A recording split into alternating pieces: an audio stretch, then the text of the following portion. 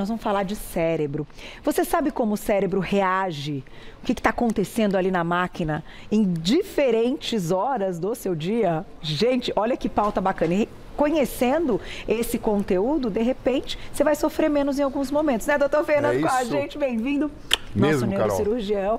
E é isso, a ideia é entender o quanto ter esse conhecimento vai nos ajudar ao longo do dia. Aqui a gente vai fazer uma excursão no período de 24 horas, num mundo ideal, tá? Então a gente vai falar um pouquinho de acordar, de dormir, de trabalhar, de estudar, de se alimentar. Perfeito. Depois a gente vai falar um pouquinho das emoções e de um ponto super importante na vida da gente, que é o lazer. Eu vou falar de partes do cérebro, Carol, eu vou falar de neurotransmissores, lembrando que tem mais de 100 neurotransmissores, a gente vai citar os principais, mostrando como é muito interessante toda essa neuroquímica da nossa vida. Não, eu amei, o desenho ficou lindíssimo. Manda mensagem pra gente no @VocêBonitaTV e a gente pode começar já, doutor? Podemos. Podemos, vamos lá. Vamos acordar? Vamos acordar. Vamos acordar. Então, Ai, meu Deus, mas como sem despertador, doutor? Vamos acordar, olha lá. Vamos imaginar um cenário sem despertador. Tá bom. Bom, existe uma estrutura no tronco cerebral chamada formação reticular ativadora ascendente, que funciona como se fosse um plug mesmo, que manda informação para todo o córtex cerebral, que é a parte da superfície do cérebro, e a pessoa muda, ela transita do sono para a vigília, para o estar acordado. Entendi. O que acontece? Não acontece nada assim, de repente, pá, tudo acendeu. Não. Muitas vezes acorda primeiro uma parte emocional, acorda primeiro uma parte racional. Então existe aí um tempo, um atraso de uns 15 minutos até tudo se acoplar. Entendi. Por isso que quando a gente acorda espontaneamente, porque biologicamente hormônios são liberados, neurotransmissores são liberados, regidos por uma coisa chamada relógio biológico, tudo acaba funcionando de uma forma muito mais tranquila. Então, quando você acorda espontaneamente, geralmente não tem briga da razão com emoção, com humor. Ninguém fica muito mal-humorado. Quem não lembra daquele gato Garfield, que chegava segunda-feira, estava mal-humorado? E eu toquei nesse assunto do despertador, porque realmente você não estar preparado para acordar como se fosse uma forma natural, o dia ali, o final de semana, que você desliga o despertador, vai ter ali algo diferente acontecendo. Tem um conflito, tem um conflito. O que acontece? Quando você coloca um estímulo auditivo, visual, né? Até a dica, quando você vai acordar alguém, é bom que acorde de uma forma carinhosa. Gentil. Né? Existe um desacoplamento entre a parte racional e o sistema límbico, que é a parte emocional do cérebro. E é natural que o nosso mecanismo de defesa, primeiro, mostre uma contrariedade. Por isso, aquela sensação que algumas pessoas, infelizmente, experimentam, que é um mau humor ao acordar, principalmente por um despertador, Carol. Entendi, é o mau humor, parece o corpo treme, você não consegue nem ficar aberto, vem uma raivinha interna. Por isso que na sequência vem aquela dica, acordou, arruma a cama, abre a janela, se possível for, e tenha contato com o meio ambiente. Nesse momento, a informação visual que é formada no seu cérebro, no lobo occipital, passou pela retina, que é a parte de dentro dos nossos olhos, passou pelo nervo óptico e comunicou ali com a região do hipotálamo e faz com que nós ficamos ainda mais acordados com a liberação de cortisol, que é um hormônio do estresse, sim, mas nessa situação fisiológica ajuda a gente a ficar mais desperto. Entendi. E junto com isso existe uma inibição que ocorre numa outra glândula chamada pineal que está lá dentro, parando de produzir a melatonina. E aí, então, isso favorece, já vai a dica, você acoplar rapidinho essa parte racional com a parte emocional. Então, acordou, já vai ter esse contato com o céu, vai buscar... Com luz, abre a janela, porque ele já vai automaticamente cortar. Por isso que, dependendo da época do ano, naturalmente é mais fácil acordar. É lógico, no verão é mais quente, mais fácil acordar, ok. Mas também tem a questão da informação luminosa chegando no cérebro, ajudando, né?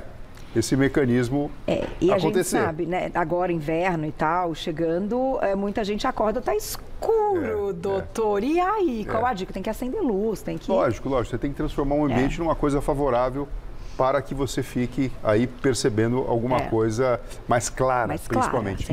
Luz, principalmente. Próxima. Bom, ok. Aí você tomou café da manhã, etc. e foi trabalhar. Eu vou colocar o trabalho bem aqui no lobo frontal. Porque essa região, principalmente do córtex pré-frontal, fica mais acionada nesse momento. É o que nos dá o poder de concentração. E aqui alguns neurotransmissores, como por exemplo a acetilcolina, como por exemplo a própria dopamina, se você faz algo que você gosta, a segunda dica, né? Putz, tenta trabalhar com uma coisa que você gosta. Se não gosta, tenta aprender a gostar. Porque isso vai facilitar o funcionamento do seu cérebro, inclusive aumentar a sua performance. Olha, muito bom saber disso. É lógico que quando vai chegando perto da hora do almoço e aí vem a alimentação, o corpo todo conversa, Carol. É natural. Então, o estômago produz também alguns hormônios, como por exemplo a grelina, que sinaliza ao cérebro de que ele está vazio e que a alimentação precisa acontecer. Está chegando, aí a performance até dá uma caída, né? Exato. Eu vou até botar ela aqui para baixo, Carol. Com fome a performance não é boa. Para quem trabalha e gosta de fazer reunião, precisa fazer reunião, o pior horário do dia para fazer uma reunião produtiva de trabalho é 1 hora ou 30 minutos antes da hora do almoço. Esquece. A grelina está bombando na maior parte das pessoas e o cérebro só pensa em sair e se alimentar. E outra, dá um malhumorzinho também. Total. Então, de repente, pode ser o momento que uma reunião que seria bem sucedida vai por água abaixo. Por isso que é importante esse conhecimento, né? Porque em algumas situações até se deseja que aquela reunião não seja tão bem sucedida assim, não é? Entendi. Então, a pessoa marca aqui para não acontecer nada mesmo. Eu passo o programa com a Glaucia antes dela almoçar. Acho que eu vou mudar o horário, hein, Glaucia? Que ela já fica com fome. Olha, gente, essa informação é importante. Doutora, eu tenho uma pergunta para você desse momento. Vamos segurar o almoço, então. Vamos segurar o almoço? Já vamos falar dele, que eu acho que é uma parte importante do nosso dia. Mas quando você coloca a questão profissional do trabalho nesse horário, vai ter uma alteração as pessoas que trabalham em outro horário e não na sequência do acordar? Com certeza. Por isso, por exemplo, policial, médico, pessoa que faz turno trocado, existe um desafio de se acoplar o relógio biológico. Tanto é que isso transborda a neurociência. Vamos para a lei trabalhista?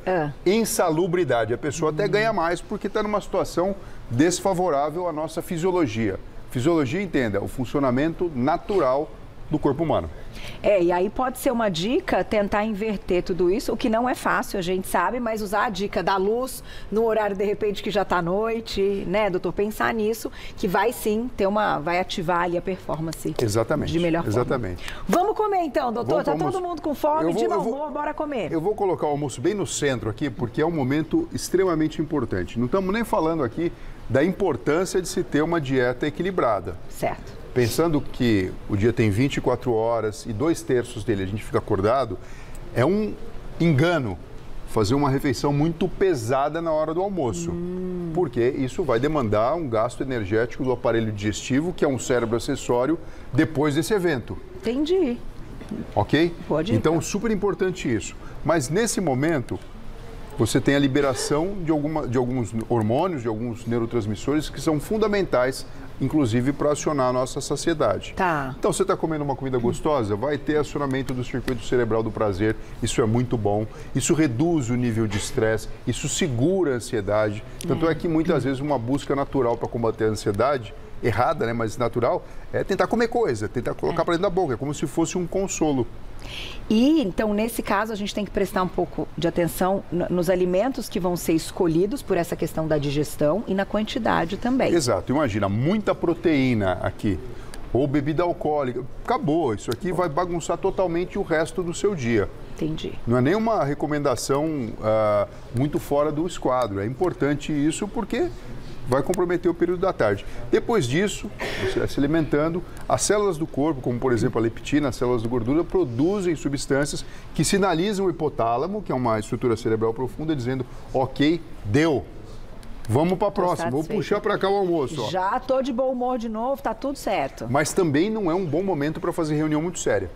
Porque você pode imaginar que ainda tem um conflito de trabalho, de função do corpo e todo o seu esplendor mental não vai estar ainda ativado. É melhor você esperar 1 ou 2 horas. Lembrando, pessoal, que no decorrer do dia a hidratação é fundamental. É verdade, não pode parar de beber água. Exatamente. Agora, e aquele cafezinho? Tem gente que precisa do cafezinho depois do almoço, porque dá uma preguicinha esse momento da digestão. É uma delícia, é uma delícia. Não tem problema. Não tem problema. O café, ele acaba tendo um papel de também ativar o cérebro, ele inibe uma outra substância, adenosina, e com isso faz com que a gente tenha esse sistema reticular ativador ascendente funcionando melhor. Então, de fato, ele provoca um certo grau de alerta que muitas pessoas apreciam. E dá energia. Exato. Vamos para o próximo. Bom, mas vamos imaginar um dia ideal, aí trabalhei tudo e deu tempo ainda por cima de estudar. Vou colocar aqui no estudo. Né? O estudo é o momento em que a neuroplasticidade está sendo desafiada. Aprender novas coisas é colocar um desafio para a sua inteligência, vencer alguns obstáculos e facilitar a comunicação entre os neurônios. Então é um momento que você pode ter uma certa tranquilidade, principalmente se você está estudando o que você gosta, o que você precisa. Vai ter dopamina, sim, liberada. Isso tende a ficar mais tranquilo. A acetilcolina tem muita correlação com a nossa atenção. Tá. E é um processo que pode ser prazeroso. Lembrando que também não adianta você espichar por horas a fio para você tentar manter a sua atenção a todo vigor. Por quê? É o lobo frontal, mais uma vez, que acionado faz com que você consiga absorver na memória de curto prazo o que você está estudando. Tá. O que a gente quer também depois, Carol, é que essa memória de curto prazo vire de longo prazo. Sem dúvida. E aí é a repetição e depois um outro período do dia que eu vou falar que vai ter esse papel importante. Então, até uma dica aqui para a garotada mesmo, que está em fase de estudo, né? Enfim, da escola, faculdade e tal, é pensar nesse equilíbrio mesmo, do horário, do almoço, do pós, da digestão. Por isso que eu falo, quem estuda de manhã, aquele soninho depois do almoço, é bem-vindo, não é, bem-vindo, doutor? é bem-vindo. Lembrando que, quando a gente fala da siesta, é melhor que não se prolongue por mais de 30 minutos. Certo. Porque é lógico, você pode engatar num sono de 2, 3 horas, aí já dá uma bagunçada total aí nisso que a gente está falando aqui. Mas aí acordou, lembra, bota a luz, Isso. E aí vai estudar. Bola pra frente. Aí dá tudo certo. Aí, Ótimo. olha que legal o nosso dia ideal. Acabou aqui, estudei. Eu fui fazer esporte, eu fui pra academia. E aí? Bom, atividade física é um presente pro cérebro. Pra saúde nem se fala. Verdade. O que acontece? Durante a atividade física, vamos falar aqui uma atividade completa, tá? O que é completa? Você tem alongamento, você tem treino de força, você tem parte aeróbica. Você aciona a sua musculatura de maneira que os próprios músculos produzem substâncias que interferem positivamente no funcionamento do cérebro. Tá. Irisina, fator neurotrófico, além de liberação de algumas substâncias que são extremamente benéficas, como endorfinas, que ajudam a regular o nosso sistema de perceber ou não a dor, a serotonina, que tem relação total com a manutenção do nosso humor, um nível ainda melhor, e a liberação de dopamina. Tem outros também, anandamida e assim vai. Mas só para mostrar que isso aqui é um momento importantíssimo no nosso dia a dia. Até aqui eu cheguei enfim, na vida de uma pessoa sedentária, moderna. Aqui a gente está falando de uma coisa diferente, de voltar para as nossas origens e colocar em contato o nosso cérebro, o nosso corpo, com a força da gravidade e com o trabalho muscular a todo vapor. Se a gente colocasse atividade física em outro horário, é a mesma coisa. É a mesma coisa. Problema. O importante é praticar. É lógico que você imagina o seguinte, Carol. Tem gente que tem uma rotina super corrida, gosta de correr ainda por cima, acorda às 5 da manhã e vai fazer o seu exercício antes. Ok, tem um preparo diferente. Mas olha que curioso, para quem é corredor e gosta de correr de madrugada, a pessoa não acorda brigando quando o despertador toca, porque ela está acordando para fazer uma coisa legal. Tá vendo? São alguns truques que a gente pode lançar mão. Entendi. É lógico que nem todo dia é igual, nem todo dia você está com toda aquela disposição. É importante você, já entendendo qual momento do dia você vai praticar, não deixar o dia inteiro sem comer para aqui, agora eu tenho que fazer um pré-treino. Não, você precisa manter a sua alimentação ok, a sua hidratação ok, para você poder aproveitar isso da melhor forma possível. E tem dica, doutor, para conseguir ir, porque eu entendo que tudo isso acontece no momento que você comece a atividade, vai rolando. Mas muitas vezes, né, as pessoas desistem no meio do caminho. Falam assim, não, hoje eu tô com muita preguiça, a preguiça venceu. E aí, tem alguma coisa pro cérebro? A grande dica é você tentar desligar o funcionamento do seu lobo frontal na hora, tira o seu poder de escolha e, de fato, cumpra a tabela. Porque assim como criança que não quer fazer uma atividade, no início, muitas vezes, até por um cansaço, uma preocupação excessiva, a tendência é a gente querer voltar para trás. Mas depois que você está na metade do exercício, não vou falar no começo, mas na metade, você já começa a falar, puxa, ainda bem que eu estou aqui. E às vezes aquela preocupação, aquilo que fica povoando aqui, ó, o seu lobo frontal, só encrenca que tem que resolver, vai embora por um tempo e você faz uma conexão com aqui e agora. Ai, que então a pessoa fala, não sei meditar, não gosto de meditar. Eu pergunto, você faz atividade física? Porque naturalmente isso aqui te gruda, te aterra com o nosso dia a dia. Isso é bom, porque tira muitas vezes a gente num estado mental que fica um pano de fundo só trazendo preocupação. E às vezes nesse momento você consegue até estimular a formação de novos neurônios, porque essa substância que eu falei para você, a irisina, fator neurotrófico, estimulam inclusive a formação de novos neurônios, Carol. Maravilhoso. Então, gente, cumpre tabela como o doutor falou e deixa a sensação chegar no momento da metade do exercício. Vou colocar a perguntinha do público pra gente fechar com a hora do soninho. Importante, olha lá quem escreveu pra gente na tela. Obrigada, Gu, beijo pra você, querida. É verdade que as pessoas mais estressadas podem apresentar redução no volume do cérebro e perda de memória? Ixi. Posso responder usando... Pode. Tá. Uma manifestação do estresse, tá? Pessoa preocupada, passando mal. Pegar aqui, ó, região do lobo temporal, uma estrutura cerebral profunda chamada amígdala, que fica pertinho do hipocampo. Ela que libera muitos neurotransmissores, como por exemplo a adrenalina, faz a gente ficar ligado, estressado. Consequentemente, a adrenal, que é uma glândula que fica em cima do rim, libera o cortisol. Ixi. E sim, a longo prazo, isso pode provocar atrofia na região do hipocampo. A gente está falando do estresse crônico, por isso que é preciso aprender a lidar com essa situação. E aí existem diversas técnicas, uma delas é você correr para atividade física, praticar meditação, muitas vezes não dá, precisa de uma terapia, mas é muito interessante sair desse estado, porque acaba sendo um ciclo vicioso e a atrofia cerebral pode acontecer, comprometendo inclusive a memória, Carol. É isso. Vamos fechar com o sono, já tem mais perguntinhas. Pode chamar? Então, mais uma perguntinha na tela. Vou botar o estresse para cá. Jéssica, obrigada, um beijo. Cortisol alto, acima de 30 pela manhã, pode definir nosso humor ao longo do dia? Ai, que pergunta ótima. Pode. O que acaba acontecendo? Naturalmente, se você colhe o seu cortisol durante o período da manhã, é de se esperar que ele esteja mais alto do que, por exemplo, um cortisol na meia-noite. Que muitas vezes, se você colher uma dosagem da saliva, é para estar zerado. Entendi. Né?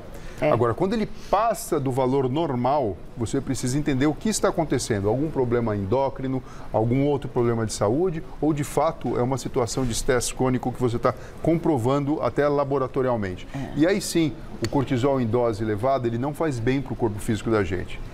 Primeiro inimigo do cortisol e vice-versa, sistema imunológico.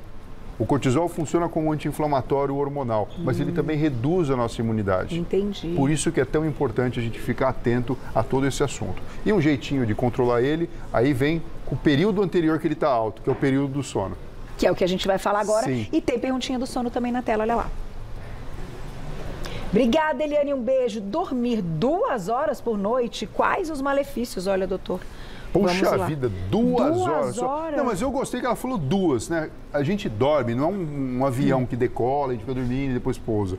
São ciclos, Carol, que geralmente são de 90 minutos, 1h30. 2 horas, pelo menos, ela fez um ciclo. Entendi. Mas veja, isso não é suficiente para você ter uma vida saudável. Nossa. É lógico, numa situação especial, um plantão, uma festa que você foi, uma situação difícil que precisou resolver, ok, você vai compensar isso em outro momento. Mas não é legal isso como rotina. Isso acaba sendo caracterizado como insônia. Sem dúvida, é um cansaço extremo, né? Vou colocar o soninho aqui meio para trás, mas pensando numa parte de dentro do cérebro, que é a glândula pineal.